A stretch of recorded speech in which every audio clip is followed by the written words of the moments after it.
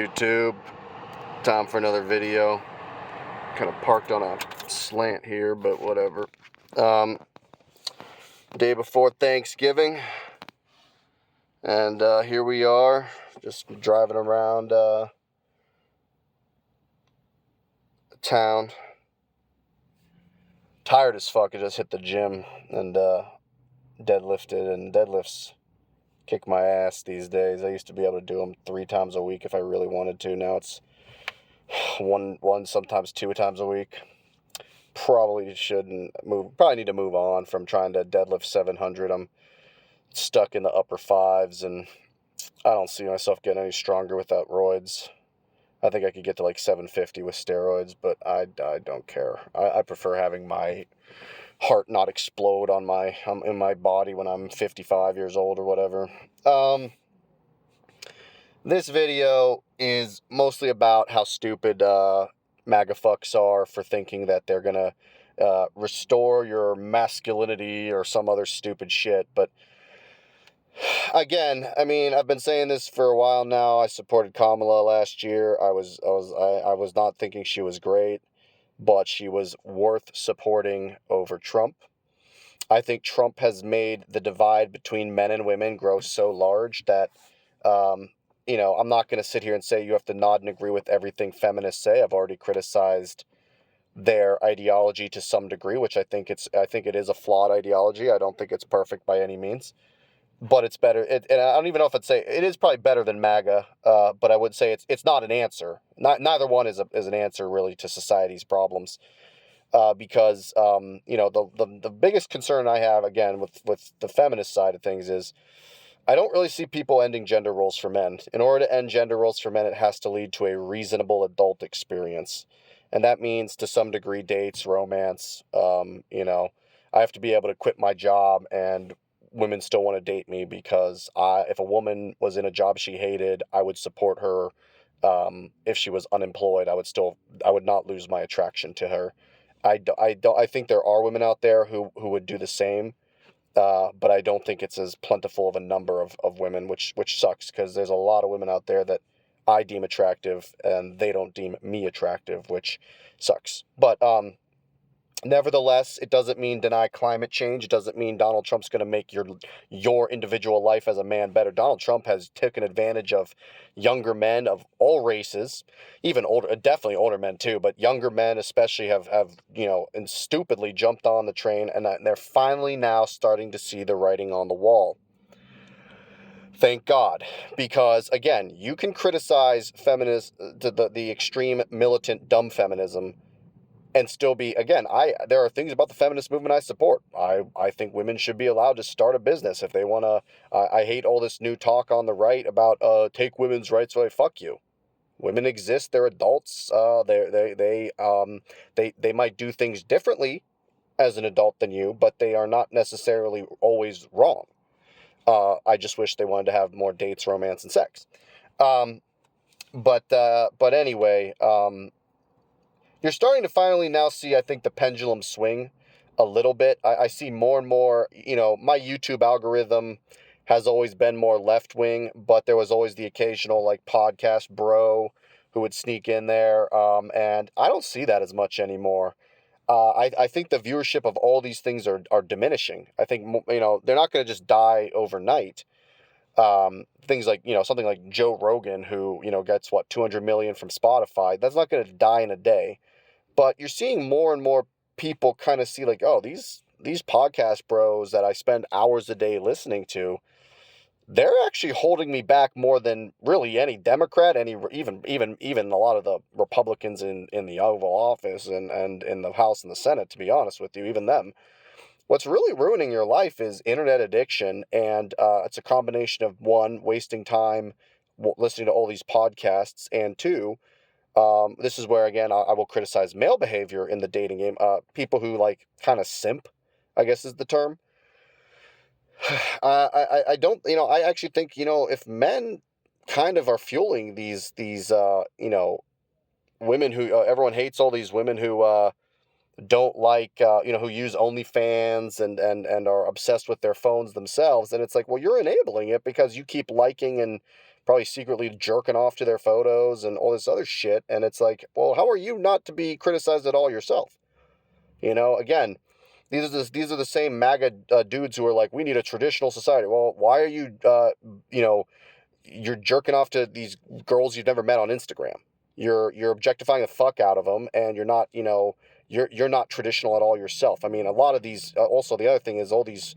There was this trend a while of all these MAGA podcasters, especially some of the big ones that I remember were that Whatever podcast. Speaking of that Andrew Wilson moron got exposed for being not traditional himself, and then had a breakdown of epic proportions that made him look like a bigger, whinier little girl than the 20-year-old, 19-year-old, 22-year-old girls that he yells and screams at, and people think are owning her because they're just mad that 22-year-old girl graduates high school and becomes integrated into, capitalism probably a little bit quicker than the 22-year-old guy does. But Andrew Wilson's like, what, 45, 50, almost 50 years old, and he's like yelling at a 22-year-old girl still figuring things out about her life, and hopefully she doesn't completely ruin her life, because I do think to some degree sex work, I'm not completely on board with it. I'm not going to sit here and say these women should be villainized and yelled at and stuff like that, but I also think it's like, is this really healthy for your society to operate this way? And I do have concerns about that. But I'm not. Again, this podcast trend of, getting a bunch of grown ass dudes who are like well into their maybe sometimes 40s. I remember that Rolo Tomasi loser who looks like, he looks like, I don't know about you, but he looks to me like he's like visibly ill. He looks like he is. I'm guessing. I think now a lot of those older podcast men are like taking TRT because that blew up in popularity in the past 5 to 6 years. But he looked like visibly ill. He looked just like frail and he looked like he was like malnourished a lot of times, and just his body looked, in those podcasts, his face especially just looked fucking weird to me. And he's like, these are grown ass dudes in their 40s and 50s, and they're, yelling at a 20-year-old girl. And the funny thing is, the reason why those girls keep going on those programs is because, again, these guys who yell and scream about traditional values, that all these women say the same thing. Like, yeah, I come on and I get yelled at, but then a bunch of them subscribe to my OnlyFans and I get a bunch of money for it. So it's like, oh yeah, really, you're really not fueling this fire here, MAGA males, you dumb motherfuckers. It's so funny how, as someone who unfortunately grew up having to go to church, and I didn't really like it that much, mostly because the people there, I wouldn't say that wasn't ever really like made fun of, but like it was just a very odd environment for me because I don't necessarily hate Christianity. I just think that it's like, I don't know, the people you would meet in these churches were so like, they were just like so afraid to be themselves, I guess is the way I would describe it. Like there was one time where I said like, oh crap. And I didn't even say shit or anything. I said crap. And then like one of the older moms there was like, well, I don't know if you should be saying that. It's like, dude, I'm like, saying crap at 12 years old is really, you're that repressed of a person? It's like, I mean, I had to bit my tongue to not make sure I didn't say shit. I mean, by the time I was in sixth grade, seventh grade, it's like, you hear swear words. I mean, my own parents used them probably when I was like 5 and 6. But, yeah, you just met a lot of people who just felt like it was a very repressed environment, so I didn't really like it that much. The only time I had fun was when I would play basketball with other people, which didn't happen a lot, but it was enough that I had a little bit of fun. And also they had like 50-cent donuts after the mass, so sometimes we'd go upstairs after the 12 o'clock mass or whatever, and we'd get 50-cent donuts, and I liked that a lot too. But now those donuts are probably like $4 or something, if they still do that even. And that was because that was like 20 years ago. No, it was like about 20 years ago almost now. But yeah, very repressed environment. And but anyway, I don't really hate Christianity, but like these Christian nationalist types who like they want this traditional society, and then they're subscribing to all these chicks on OnlyFans. It's like, you do realize when you read the Bible, like it says Jesus wandered the desert. You understand what that means, right? In the context of Christianity, it doesn't mean like, I mean, I guess, the story is like he wandered the desert and, he lived like actually like there was a desert and he wandered in it, but like that's a metaphor, right? The Bible, if you read it secularly or if you read it from a Christian, diehard perspective, there's still metaphors built in the Bible. Like you're supposed to emulate Jesus. Like you never quite get there because you're a sinner, is the whole premise. But you're supposed to emulate what he does as much as you can, and then the things you fuck up on, you repent for your sins. That's the whole premise of Christianity. It's a guidebook, and I actually think there's some good aspects to it. But then it gets perverted by a bunch of idiots for money and shit because people are afraid to stand up to, there might be a pastor or some religious higher up who then abuses people's fear of the text rather than the enjoyment of the text. So it gets fucked up and perverted, and so fuck all these stupid people who just ruin everything. But anyway, yeah, when you wander the desert, it's supposed to mean you have to find moments in life where you kind of have to. I don't necessarily say with like straight up going it alone, but like kind of, yeah, right. There's certain times in life where you kind of have to say, no, I'm not gonna indulge in, it's like I'm not if I want to see change in the world, I'm not gonna subscribe to OnlyFans and then wait for other people to undo the evils that it's caused, which, I think people again over exaggerate a little bit of how much OnlyFans' damage is done. But there is a sizable enough women on there who, 20 years ago, 10 years ago even, when OnlyFans wasn't really a thing, it's like they were, maybe more approachable, but now they're minor celebrities, and celebrities don't date their fans. So, I see that perspective. But again, MAGA people are hypocrites because they are giving them the money. They're using the platform. You have to not use the platform. You hate how like the outside world is dead. Well, again, it's because you spend the whole day on the fucking internet listening to like 12 podcasts and pressing F5 on YouTube to update your subscription feed to hope new things have been released. How about stop fucking watching these podcasts? How about stop watching? I mean, people shit on me, but oh, so you say watch the mainstream media? I actually think the mainstream media is the hipster option now. So if you want to be underground and cool, it's like, I don't know a lot of 20 and 30 somethings watching Fareed Zakaria GPS. So in a roundabout way, yeah, I actually think you are better off watching the mainstream media. I also think the mainstream media has the issue of kind of keeping you hooked, but at least there's things like commercial breaks and shows end. Shows end and they don't have like an algorithm pop up that feeds you the next show that will get you hooked, so you're wasting less time of your day. And again, finally, I understand the irony of uploading my rants about how much I hate social media on YouTube. Um, and you know what? This vlog gets no hits, so I'm not trying to build some brand. If anything, I just try to be willing to build a network of people to actually talk about life with. I do respond to everybody who's pretty much ever made a comment. But yeah, I want people to go out and explore and have more fun. And, I actually enjoyed, like, again, my highest voted or watched video is my Kmart video, and like things like that are fun to me. Like I mean, it sucks that we have to enjoy dying malls or dying Kmarts and stuff, but like I kind of enjoy that stuff. So um, I'd prefer it to have people, and I'd prefer to have a little bit more liveliness to it, but I'll take what I can get, I guess. So I'm gonna start doing more of that. I actually have a couple of trips planned.